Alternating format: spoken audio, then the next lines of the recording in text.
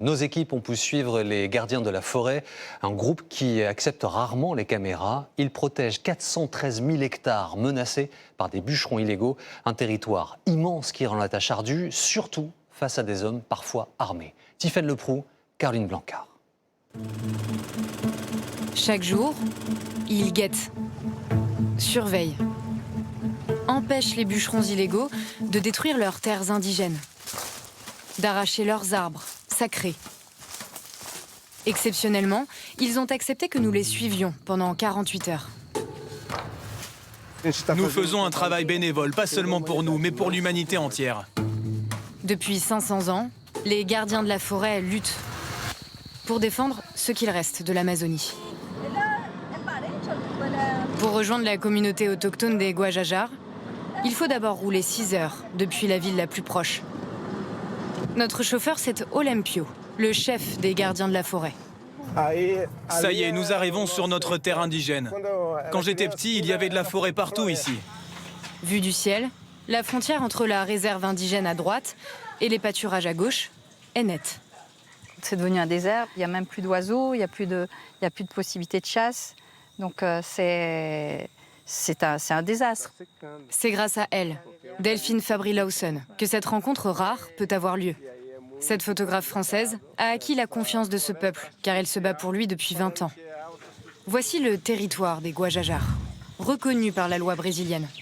413 000 hectares, imaginez-vous la moitié de la Corse. Une tache verte au milieu de l'état du Maranhão. Une terre sans cesse envahie illégalement. Il y a un feu au loin. Et la menace est constante. Ça, on sait que c'est un feu criminel. Nous apprendrons plus tard qu'il a été volontairement provoqué par des chasseurs illégaux qui souhaitent intimider les Guajajars. Nous arrivons de nuit, accueillis par le cacique, le chef du village.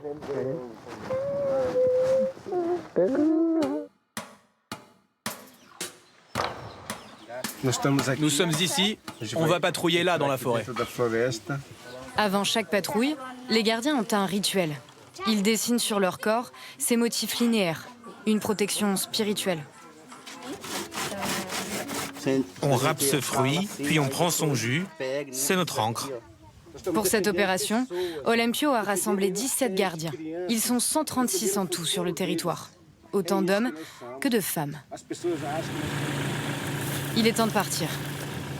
Rejoindre une zone anciennement occupée par des coupeurs de bois.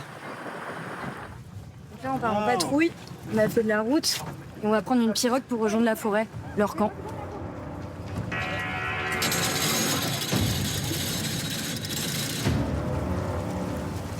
À bord, Rosilda, gardienne depuis 3 ans. Comme les autres, elle a été sélectionnée, formée pendant 90 jours dans la forêt par le chef Olympio. Si on arrête de se battre, qui va le faire? Si nous laissons tomber, personne ne prendra soin de ce territoire. Parce que ceux qui veulent prendre notre place, ils veulent tout détruire. Vous êtes prête à prendre le risque de mourir pour protéger ces terres? Oui, on connaît les risques. Arrête-toi là! Les Guajajars sont régulièrement menacés de mort. En 10 ans, ils ont perdu 6 des leurs. Parmi eux, un visage a fait le tour du monde. Celui de Paolo Paolino, assassiné il y a 6 ans lors d'une embuscade tendue par des trafiquants de bois. Les coupables n'ont toujours pas été jugés. Ce combat ne se fait pas à armes égales. En face, les bûcherons ont parfois des kalachnikovs. Nous, on a des flèches, des machettes. Et pour l'instant, voici notre seul fusil de chasse. Si un bûcheron que nous venons de repérer nous attaque, on peut tirer avec ce fusil. Pas pour le tuer, mais pour le faire fuir, l'intimider.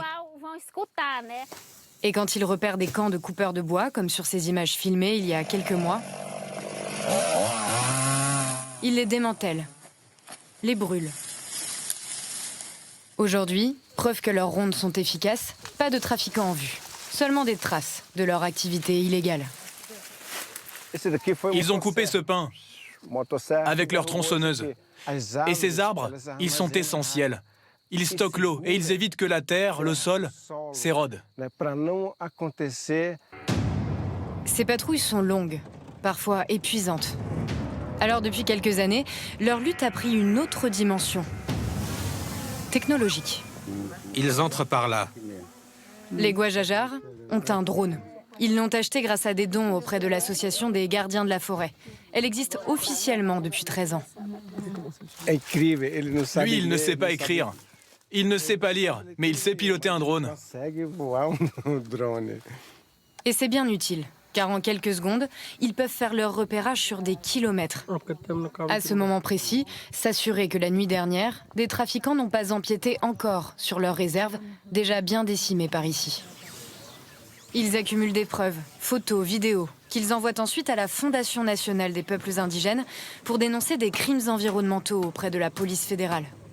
Mais les recours prennent des années. Aujourd'hui, une dizaine de milliers d'hectares de leur territoire est occupée, illégalement.